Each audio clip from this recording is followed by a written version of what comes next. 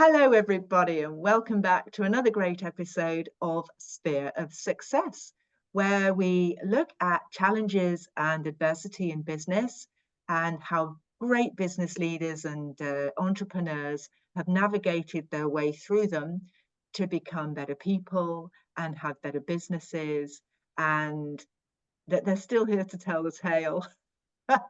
Because sometimes it can be pretty daunting when we're faced with it. So again, we're not alone. Everybody's together here, and we're here to support everyone. So it's my pleasure to introduce the wonderful Lindsey Cronin, who has been given the nickname the Fairy Godmother of Funnels, or I should say the Funnel Fairy Godmother, which I think is which is fantastic. So welcome, Lindsey. Thanks for coming. Thank you. Thank you. Lovely. And I think today then, if we can talk about, you've got a successful business. Successful businesses don't happen by accident. They happen with a lot of hard work, dedication, and sacrifice.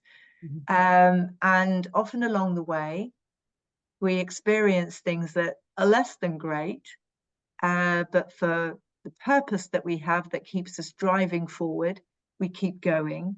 So I would love you, perhaps, if you wouldn't mind, to think about those times in business where you've had the challenges that have really forged you in the fire, that you think that have made you what you are, and perhaps even been the stepping stones to greater things, because that's what challenges can be as well.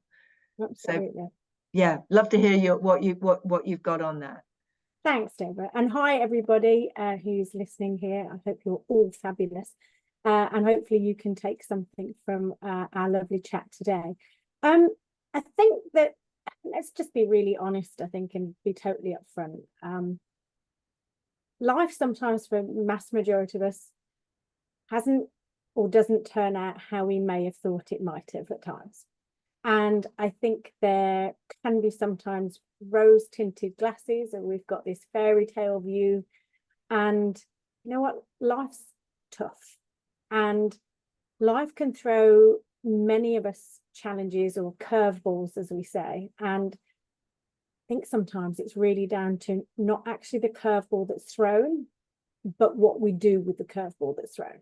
And I think there's going to be lots of examples that you and your listeners will all resonate with, that there's times when we've thought that those challenges will sink us, or we may not be able to find our way back to the brink. And there have been times when those challenges have made us put on our armor, if you like, and put on that sort of resilience or that dogged determination or even stubbornness, and gone, no, this wasn't the particular, what's the word I'm looking for? This wasn't the story that was written for me. I'm going to write my own.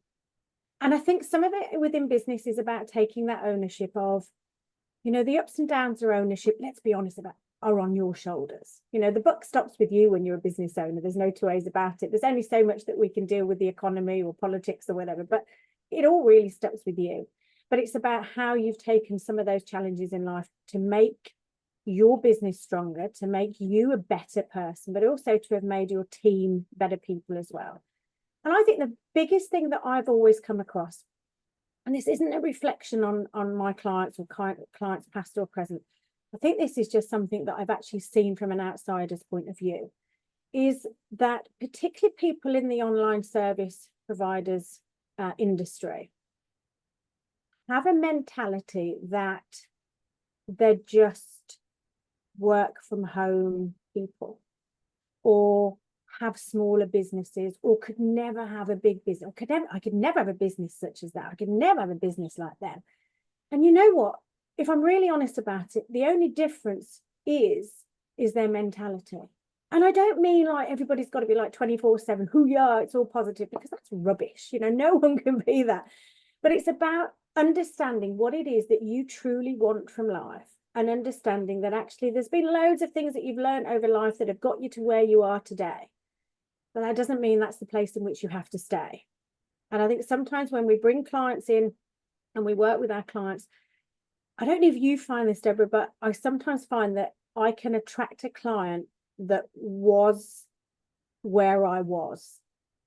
And it's almost like, I can see how the journey's going to unfold here, but they're not in a position to see that because they're still trying to keep their head above the parapet and they're still trying to survive. But in fact, you're like, yeah, but I'm just a little bit wiser. I'm just a little bit further on in the journey, but I've seen this journey 10,000 times and I can definitely get you through this. And it's about taking all of those life lessons. It's all about taking every bit of those experiences, whether good or bad, and actually then turning them into something in which you can grow from and learn from. And I see it with clients all the time, where they might be in a place where they're very stuck mentally. And by that, I mean, like they've lost their purpose, or they've lost that passion or that engagement of why they really came into their business, because they've just been bogged down with everybody else or the reality of life. But you know what? We have a choice.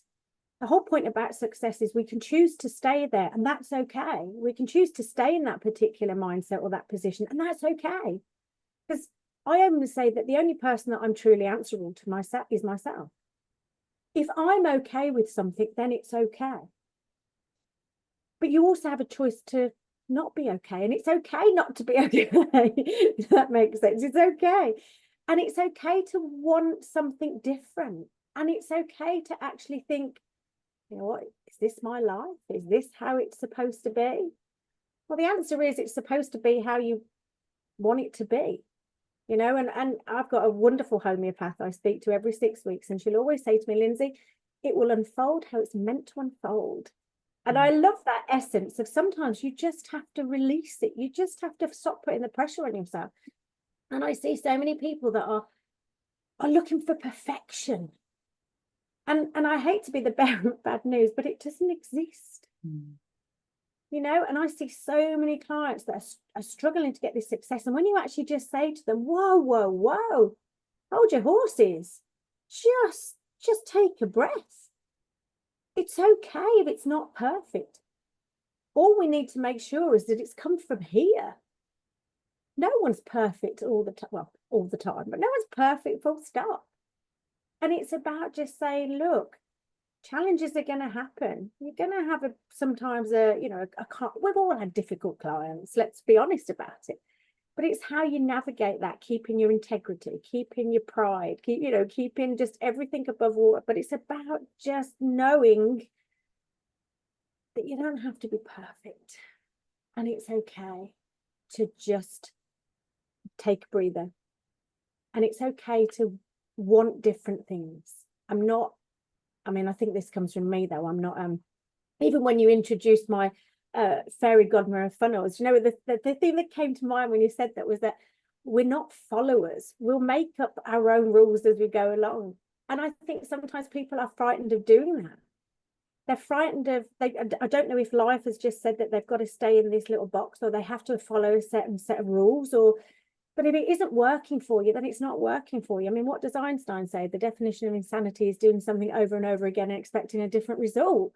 It's almost like, blimey, come on. If it's not working for you, then we can change it. It's fine. And I think sometimes there's just this huge burden and weight. And I get it.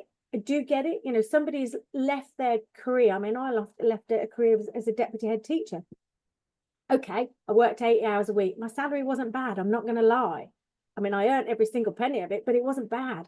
But when you then come out and you're a business owner, there's a lot of pressure, because all of a sudden you go, ooh, I've got to fill that financial void.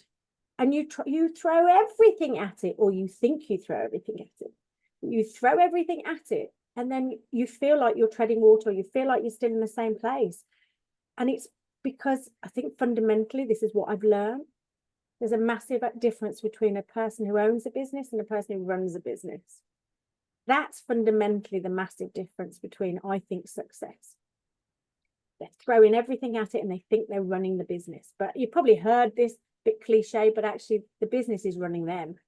It's running them into the ground 9 times out of 10, because they've just taken on so much, or they've just not taken on the right sphere or the part of the business they need to take on. So I've done a long, convoluted way around to your answer there, but I think there's so many things that we learn from our clients, but I think we'll actually also find that when we look at a lot of our clients, there's a real duality, there's a real alignment of their journey and yours. And I tend to find that when you really reflect, you will find that there will be some clients that come into your life that need you more than they realize they need you. And it's not just because of the service that you offer.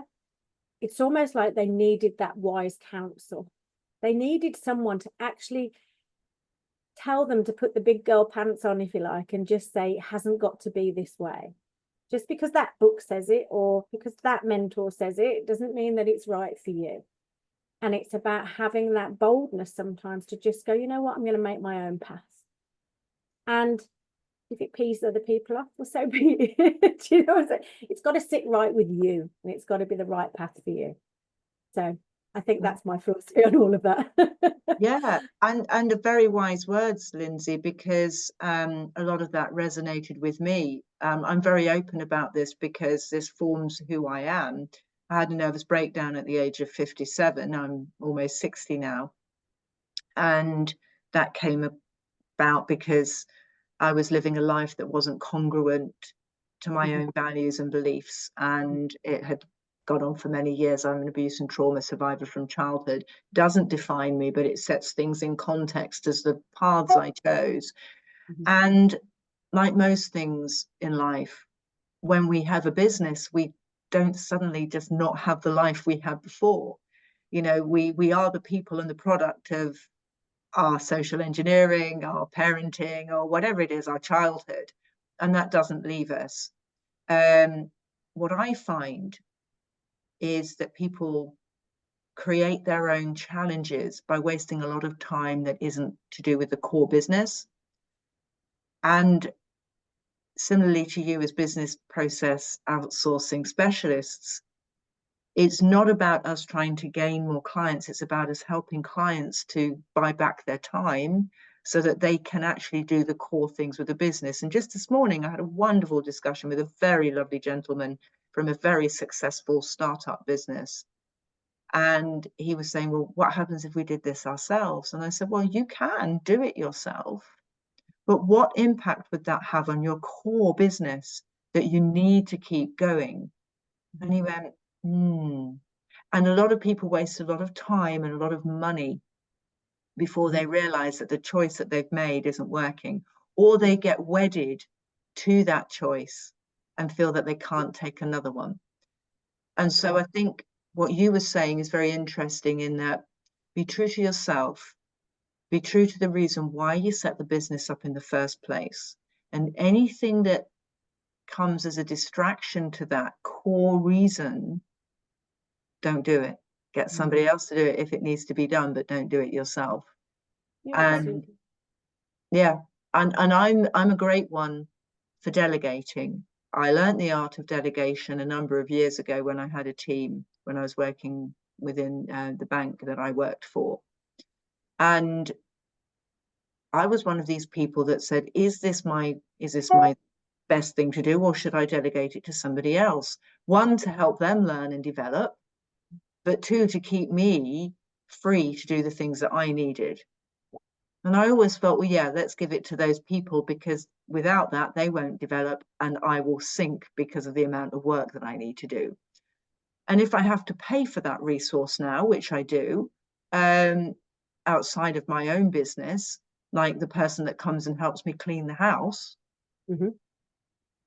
that's something that isn't a luxury.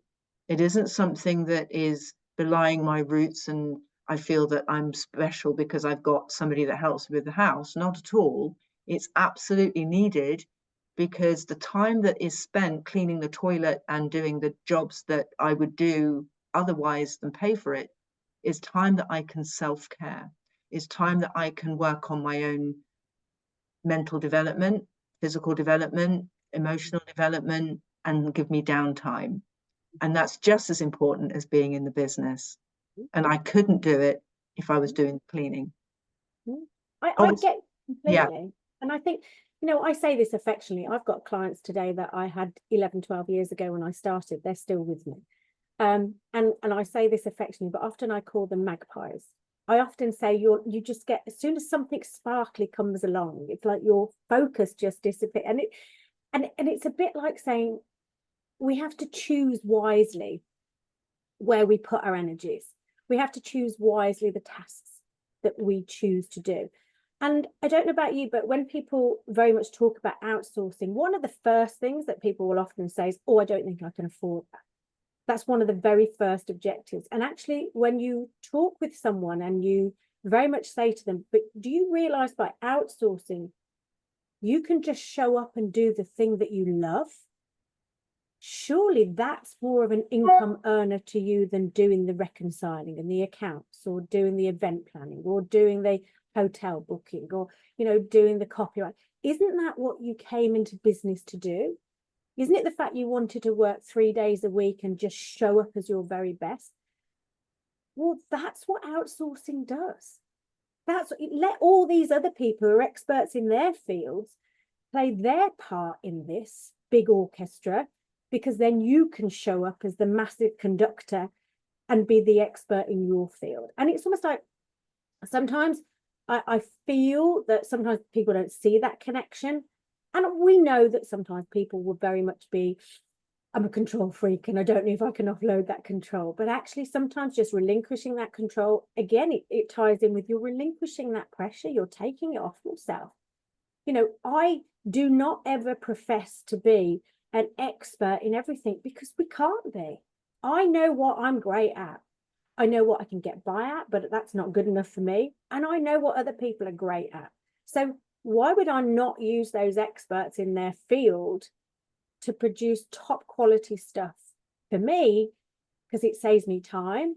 I don't have the skill or the talent for it. So it means that the results and the effect is always going to be far greater. But I feel like if you want to really show up as yourself, your best self, you want to be that expert, and it doesn't matter whether it's on big stages, small stages, it doesn't matter whether it's a coach, but it doesn't matter what it is. You want to show up, and that's all you really want to show up for in one sense. And you need a team. You need people that are the experts to make you a better expert, to make you show up with the energy, with the enlightenment, with the enthusiasm, with the knowledge, because then that becomes infectious, that people love being in that person's environment. So again, they come back for more. Do you see what I'm saying? So it's all this loop. It's all this cycle. We can't do without one another. And that's really true, because as they say, no man is an island. And you quoted Einstein, you know, doing the same things and expecting a different result. But the interesting thing is, with Einstein, he also said about problems is that you can't solve a problem with the same mindset that created the problem in the first place, basically. Yeah. And it's so true. It's so true. And I think that also with the business people, often in a small business, largely working on their own. I came from a large organization, or a number of them, where you bumped into colleagues all the time, and on your way to make a cup of coffee or talk to somebody else, you got speaking, and you kind of learned things by osmosis. You heard things that filtered through, and you think, oh, that was good. I think I'll kind of own that. That was really, that phrase was useful, or what they thought about this was really interesting. But being on your own working, you don't get that. And that's the whole thing about being involved with others and speaking about things, is developing outside of our own confines of where we work. And sometimes we don't realize, and I know I can be guilty of this, is that if when I'm with people, my thought process is blended with others. But if I'm on my own, I can get pretty dogged into my own way of thinking, because I haven't got external influences thinking, oh, there's a different way here. And so it's very good to reach out. And that's one thing, again, with working with people who are supporting you from an outsourced perspective. And please, this isn't a plug for the business, it's just kind of a fact, is that you can use them as sounding boards. You can use them as people that you can get those ideas and get that different viewpoint from. And I would say often people who are different age ranges, different cultures, different levels of education, different ways of doing things can be really beneficial because they see things in a different way, which can be incredibly valuable Yeah, and I very couldn't agree fresh. more. I couldn't agree more. I mean, when I was teaching, one of the times of the year that I loved was when we took in trainee teachers, and I'd take them under their wing, and obviously we'd mentor them, and they'd go into the classroom and we'd watch them teach, etc. And I loved that time of the year because I kept thinking, these wonderful adults have got the opportunity to study this profession, and because they've got that time, they're coming in with new thought process. They're coming in with new methodologies. And I don't have the time to study it. So I used to sometimes sit in awe with a lesson observation going, wow, I love that. I love that. And of course, the next week it'd be implemented in my own classroom. We can't have this mentality of age or gender or anything like that. Everybody comes with a wealth of something. And just because someone is younger than us doesn't mean that they aren't talented at all, or don't have an influence, or don't have something to give. As I said, you know, these trainee teachers, in some instances there was a large, you know, age gap, but there wasn't once that I never learned something from them. There was never one opportunity that I looked at, oh, I can't possibly use that because they're younger and I should know better. It's like, no, these people were coming in with these ideologies and the methodologies, and I'm going, wow, that is impressive, because it was all for the greater good. It was all for thinking, actually, this would really enhance my children's education experience. Why would I not use it? You know, just because they were younger than me, why would I not use it? Yeah. So I get it. I get exactly what you're saying. Yeah, well, and the question again that I'd like to raise with you is, how have you found that challenges in your business have become places of learning and opportunity rather than the sheer fear factor and like, I never want to do that again because it was so frightening? I think for me, I think this is quite a personal thing. I think for me, and I think like you were saying about, you know, childhood experiences and what you've learned and the processes you've been through. I'm also blaming it on the fact that I'm part Irish and I've got Argentinian blood as well. So some people might say it's passionate, but I find, well, what I found was that I would be often triggered if someone questioned me, right? And I'm being honest and being really open and transparent here. When I first started my business, I felt that I would be really triggered if somebody said, well, is that right? Or, you know, could you have not done it like this? You know, little tiny things. And what I really realized was that actually, first of all, that was my issue. It wasn't their issue.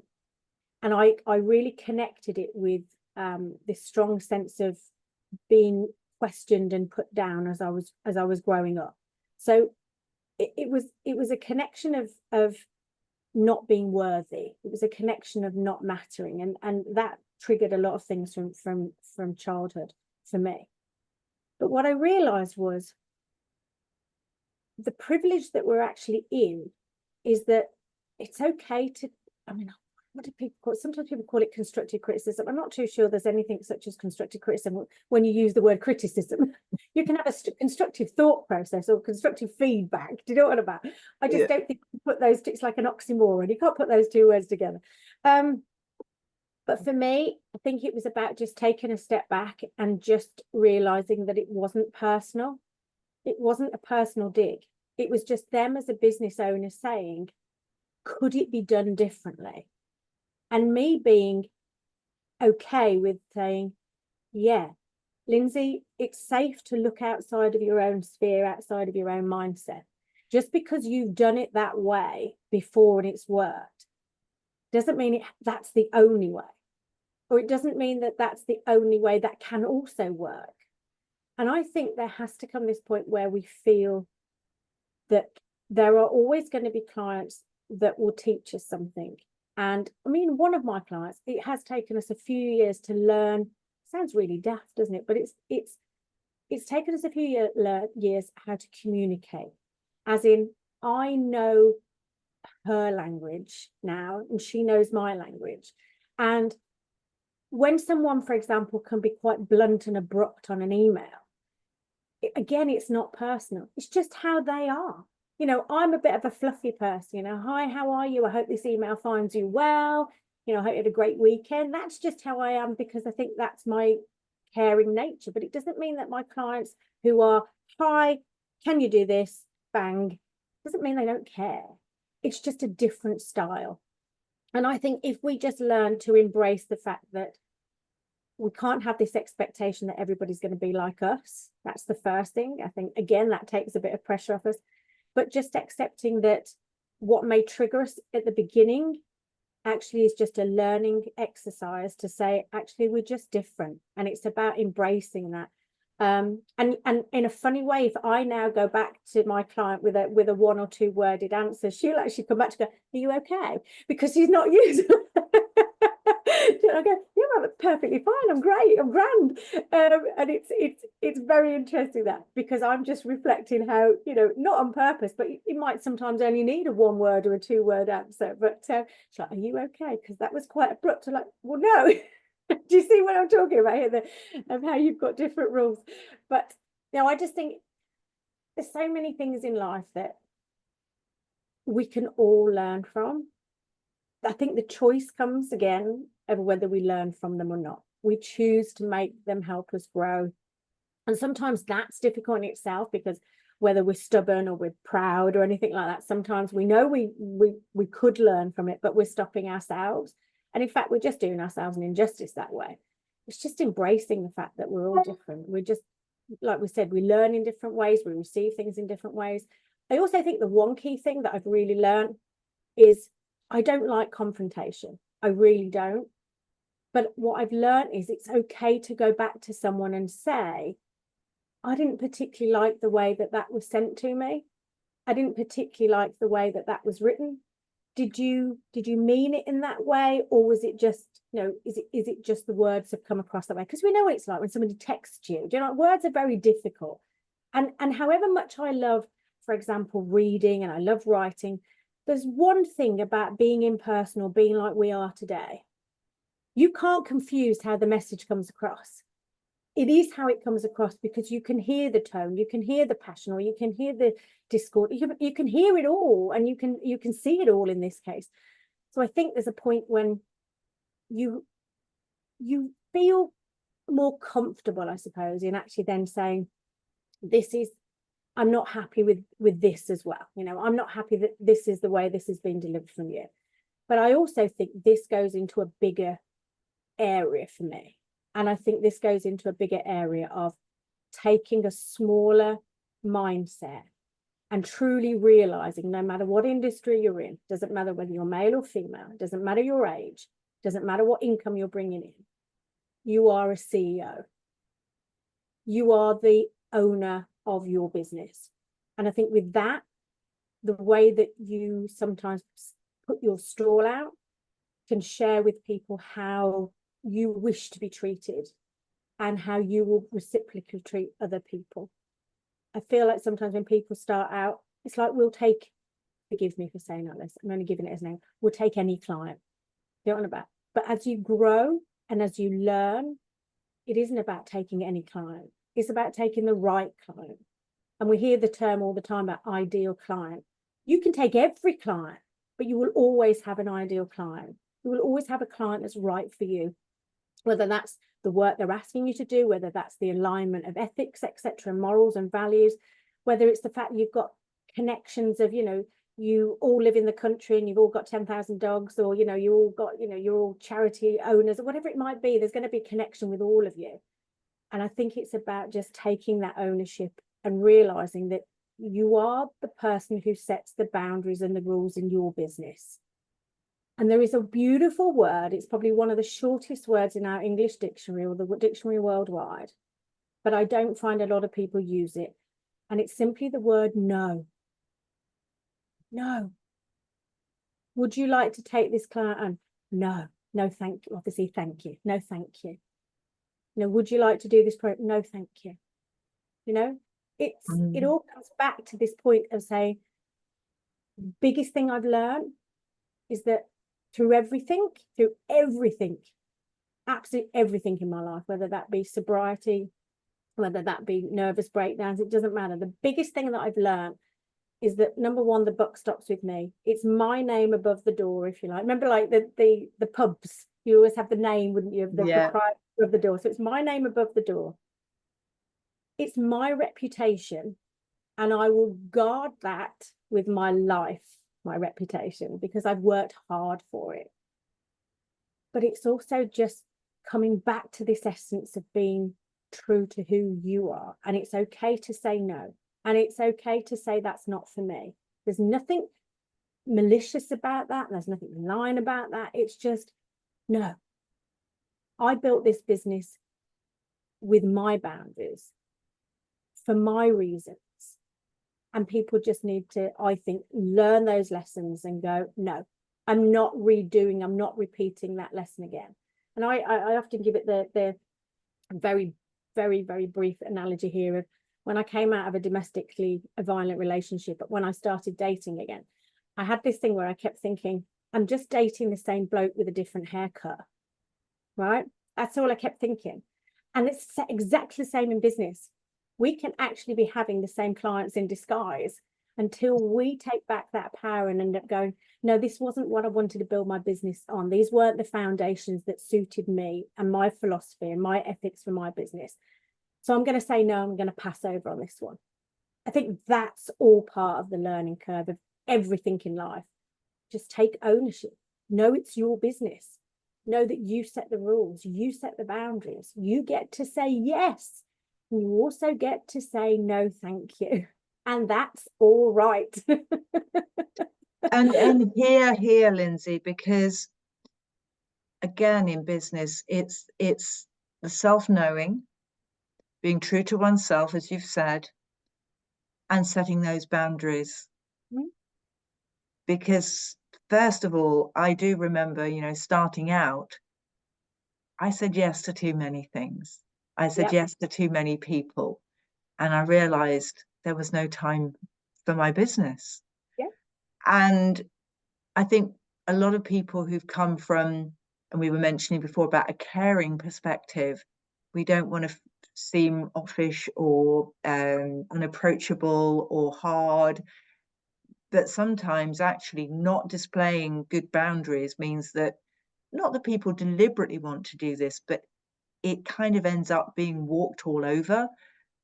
And it's not that people are nasty, it's just that people do what people do. And if you're an easy touch, that's what's going to happen. And you're quite right with the type of clients. I mean, we have a wonderful cohort of clients, and I'm so thankful for them. And it's come very much from the culture that we display, because we're not for everybody, and that's fine. Okay. That's okay. That's exactly it. Yeah. We're not going to be the big go, sell, whatever. We're not like that. We're much more holistic, rounded, very bespoke, very professional in that regard. And that doesn't suit everybody's business. And that's okay, because there's room for all sorts of businesses and people out there. So our clients very much reflect the culture and the values that we have. And I have a duty of care to my people and to my staff. And I cannot have them working with people that don't respect them for the very valuable individuals they are. And sometimes in the roles that they have, they're not necessarily that, historically, perhaps it's just like, little person, little VA. Well, they're far from that. These people are business people in themselves, and people are bowled over by the level of contribution and acumen that they have. But one whiff of a client not respecting my people, and actually it's happened only the once, but I've had to say, we can't keep you as a client because it's not congruent to this, to the health of our team. And there'll be places out there for them, and I'm not saying that they're wrong necessarily, it's just they didn't fit within our culture.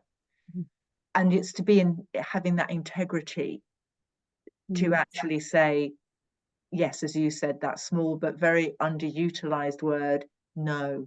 this isn't right and this isn't happening and it's not serving us, and so it's not going to happen. So thank you very much, Lindsey. It's very powerful what you've been talking about, because if we set ourselves up for success and we keep that in mind and we don't move to shiny object, but we keep the core of what we're doing, but build in a way that's true and congruent to where we started. Absolutely. And you've really highlighted that today, so thank you. And as we're coming up for the time now for the show, I know that people would be really interested in getting hold of you.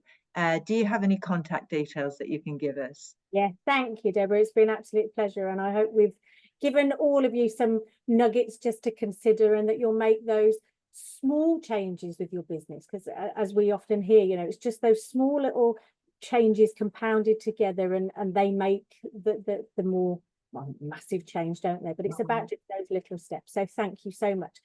Yes, you can find me on Facebook, Lindsey Cronin. You'll find me. I look quite similar.